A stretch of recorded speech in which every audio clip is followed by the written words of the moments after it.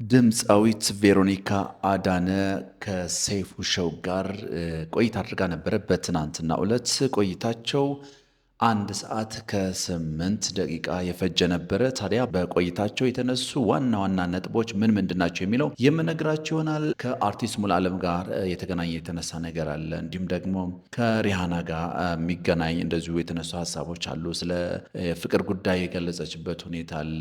ስለ እግር ኳስ የገለጸችበት እና በርካታ ነገሮች አሉ። ስለዚህ ምን ምንድን ናቸው የሚለው የምነግራችሁ ይሆናል። አብራችን ቆዩ።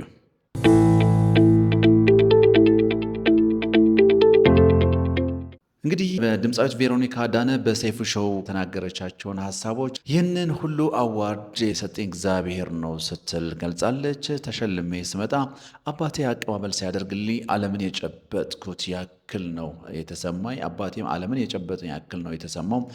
በቅርቡ $55,000 ካሸነፍኩኝ ደግሞ ግማሹ ገንዘብ ለቤተ ክርስቲያን እሰጣለሁ ስትል እንደዚሁ ሀሳቧን አጋርታለች። ከዚህ በኋላ ክለብ የምሰራ አይመስለኝም። ሴት ስትሆን ፈተናው በጣም ብዙ ነው፣ በጣም ነው የሚከብደው። ስለዚህ ክለብ የምሰራ አይመስለኝም ብላለች። ባለፈው ስለ ሪሃና የጻፍኩት በውስጥ መስመር እየመጡ ሲጽፉልን ሙድ እንደያዙብኝ አውቄ ነው የጻፍኩት። ሪሃና ዛሬ ከባሏ ጋር ኒውዮርክ ታይም ነበረች፣ ደህና ነች አታስቡ ብላለች። እንግዲህ እንደ ክሪስ ብራውን አይነት ኤክስ ነበረኝ፣ አሁን ደግሞ ከሱ የበለጠ ባል ይሰጠኛል። በአሁኑ ሰዓት ግን ፍቅረኛ የለኝም። ደግሞዋለሁ፣ በአሁኑ ሰዓት ግን ፍቅረኛ የለኝም ብላለች። ብዙ ሰው ተጋብቶ ተፋተዋል። እግዚአብሔር ሲፈቅድ ደግሞ አገባለሁ። ካገባሁኝ ግን መፋታት አልፈልግም የሚል ሀሳብም አክላለች። ድምፃዊ ሮቤል ሚደቅሳ በጣም ምርጥ ድምፅ እንዳለውም እንደዚሁም ተናግራለች። ከፋሲካ በኋላ ኮንሰርት ይኖረኛል። ሙሉ ኢትዮጵያን ዞራለሁ። ኮንሰርት በጣም ናፍቆኛል። ኮንሰርቱን ደግሞ ከቫርዳስ ክለብ ባለቤት አቶ ተስፉ ጋር አብረን እንሰራለን ብላለች።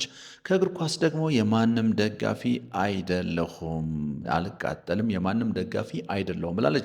አሁን የሰራሁት ፊልም ሁለተኛ ፊልሜ ነው። ስለ ፊልም ከተናገረችው ደግሞ አሁን የሰራሁት ፊልም ሁለተኛ ፊልሜ ነው። ትወና ደስ ይለኛል፣ ይፈትናልም። ባለፈው ከሰራሁት ደግሞ በብዙ መልኩ ተሽዬ አሁን መጥቻለሁ ብላለች። እንግዲህ የሰራችው ፊልሟ በዚሁ እንድንመለከትላት ጋብዛለች። ፊልሙን ፕሮዲስ ያደረገው ቲክቶከሩ ጆጆ ነው። ከ4 እስከ 5 ሚሊዮን ብር አውጥቶበታል። ፊልም ቀረጻ በጣም ድካም አለው። ኮሜዲያን ደረጀ ኃይሌ በቀረጻ ወቅት በጣም ያስቀኝ ነበረ። ደረጀ ከኛ ከታናናሾች ጋር ሲሰራ ለእኛ ትልቅ ክብር አለው። ፊልሙ ስራ ላይ የሌላ ሰው ስራ ካልሰራ ብዬም የወደቅኩበት አጋጣሚ ነበር። በእምነቴ ሴንሲቲቭ ነኝ ብላለች። ሙዚቃ ቤተሰቤን የማስተዳድርበት ሙያ ነው። እግዚአብሔር ሲፈቅድ ይህንን ሙያ ትቼ ፈጣሪን ባገለግል ደስ ይለኛል። ሁልጊዜም በመድኃኔዓለም እርዳታ ነው ያለሁትም ብላለች። ብዙ ጊዜ ሰው እየጎዳኝ እያየሁ አልፋለሁ። ክፋትና መቀኝነት በጣም ቀላል ነው። የማልፋቸው ነገሮች እየጎዳኝ መጡ። ከተዋናይ ሙሉዓለም ጌታቸው ጋር ተያይዞ በተወራብኝ ወሬ ደግሞ ክስ መስርቻለሁ። ጉዳይን ሕግ ይዞታል። ብዙ ማውራት አልፈልግም ብላለች። እንግዲህ በሰሞኑ በጣም ብዙ ሰዎች በዚህ ጉዳይ ሀሳባቸውን ሲያጋሩ ነበረ። ብዙ ፎቶዎችም በማህበራዊ ሚዲያዎች እየተመለከትን ነበረ። ስለዚህ እንግዲህ ጉዳዩ ሕግ ይዞታል ብላለች። እንግዲህ ቬሮኒካ ከ30 ሚሊዮን በላይ ተከታይ ያለው ዓለም አቀፍ ትልቅ አርቲስት ጋር ኮላብ እናድርግ አልኩት፣ እሺ አለና ሌላ ነገር ስፈልጎ ቤብ ማለት ጀመረ። የሆነ አዋርድ ዝግጅት ላይ ሄጄ አገኘሁት። ከዛ ሩም ቀጠረኝ። አዝኜ ተውኩት፣ አለቀስኩኝ። አሁን ከሌላ የምወደው ጨዋ ዓለም አቀፍ አርቲስት ጋር እየሰራሁ ነው። ግራሚ አዋርድ ላይ የመጀመሪያ ዙር አልፌ ነበረ። ከዛ በኋላ ግን አልተሳካም ብላለች። ሽልማት የተሸለምኩኝ ጊዜ አንዲት ታላቅ ሪል ስቴት ውስጥ የምትሰራ ልጅ መጣችና እኛ ጋር ነይ ቤት እንሸልምሻለን አለች። እህቴ ሄዳ ስጠይቃቸው ግር እነሱ ለቪው ነበረ የፈለጓት። እንግዲህ እንዳልተሳካ ገልጻለች። በርሜል ጊዮርጊስ ጸበል ከሄድኩኝ በኋላ በሚገርም በረከት ተሞልቻለሁ። አፍሪካ ዩኒየን የተጋበዝኩት ብራንድ አምባሳደር ስለመሆን ከነሱ ጋር ትልቅ ስራ እየሰራን ስለሆነ ነው። አውሮፓ ባደረግኩት የኮንሰርት ቱር በጣም ደስ የሚል ጊዜ አሳልፌ ነው የመጣሁት። በህይወቴ ማናጀር ኖሮኝ አያውቅም። ራሴ ነኝ የራሴ ማናጀር። የሚያግዘኝ ረዳት አለኝ፣ ሞገስ ይባላል። እህቴ ደግሞ ቱር ማናጀሬ ናት። የራሴ የሆነ ዳግ የሚባል ፎቶግራፈር አለኝ። አሁን ወደ ቪዲዮግራፈር አድጓል። ቪዛ 2 ጊዜ ተከልክዬ ያውቃለሁ። በ3ኛው ነው የተሰጠኝ። እንግዲህ ብላለች። ከሸው በፊት ገንዘብ ጠይቃለሁ፣ እሱን ካልከፈሉኝ አልሰራም። ዞዲያክ የተሰኙት አልበሜን የገዙት ህይወቴን አስተካክለውታል። ቤት የመግዛት የሚስጥርም ናቸው። በፊት በጣም አኩራፊ ነበርኩኝ፣ አሁን እድሜ ስለጨመረ ነው መሰለኝ አላኮርፍም፣ ትቻለሁ። እመቤቴ ቅድስት ድንግል ማርያም አመሰግናለሁ። በጣም ነው የምወዳት። ጌታችን መድኃኒታችን ኢየሱስ ክርስቶስን አመሰግናለሁ። አባቴ አዳነንና እህቴ ፍሬን አመሰግናለሁ። ሰይፉ አንተም እኔ ህይወት ላይ ብዙ አሻራ አለህ። በጣም ነው የማመሰግን። እግዚአብሔር ያክብርህ። ወደፊት በትልቅ ነገር እክስሃለሁ። እንግዲህ ቬሮኒካ አዳነ አፍሪካ ውስጥ የተዘጋጁትን አዋርዶች ጠራርጋ እንደወሰደች ይታወቃል። አሁንም ለቀጣይ የሚኖራት ውድድሮችም መልካም እድል ለማለት እንወዳለን።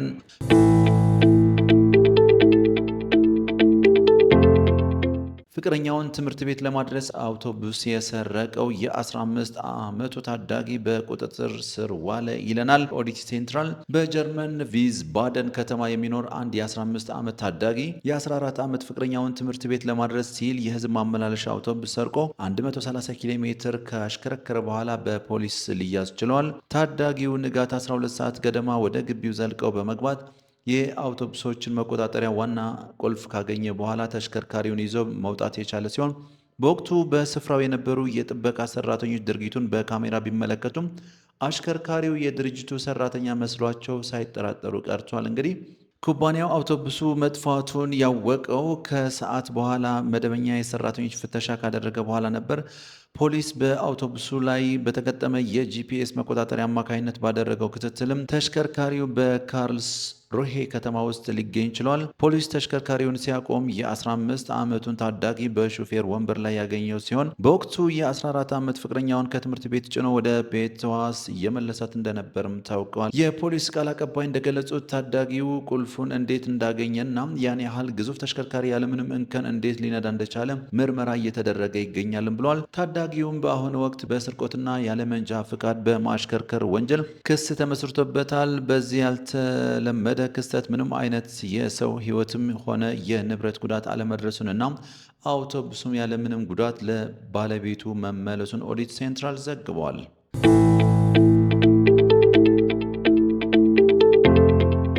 የሄርት ቱ ሄርት ችልድረንስ ኤድ በዋሽንግተን ዲሲ $350,000 አሰባሰበ። የሄርት ቱ ሄርት ችልድረንስ ኤድ መስራችና የቦርድ ሰብሳቢ አቶ ብርሃን ተድላ እንደገለጹት በዋሽንግተን ዲሲ በተካሄደው የገቢ ማሰባሰቢያ መርሃ ግብር $350,000 ተገኝቷል። ይህ የተሰበሰበው ገንዘብ በ2 ወራት ጊዜ ውስጥ በወረፋ ላይ ለሚገኙ 120 ህጻናት የልብ ቀዶ ጥገና ሕክምና ለመስጠት የሚውል ሲሆን ከጣሊያን ድርጅቶች ጋር በመተባበር የሕክምና ተጠቃሚ የሆኑ ህጻናትን ቁጥር 170 ለማድረስም ታቅዷል።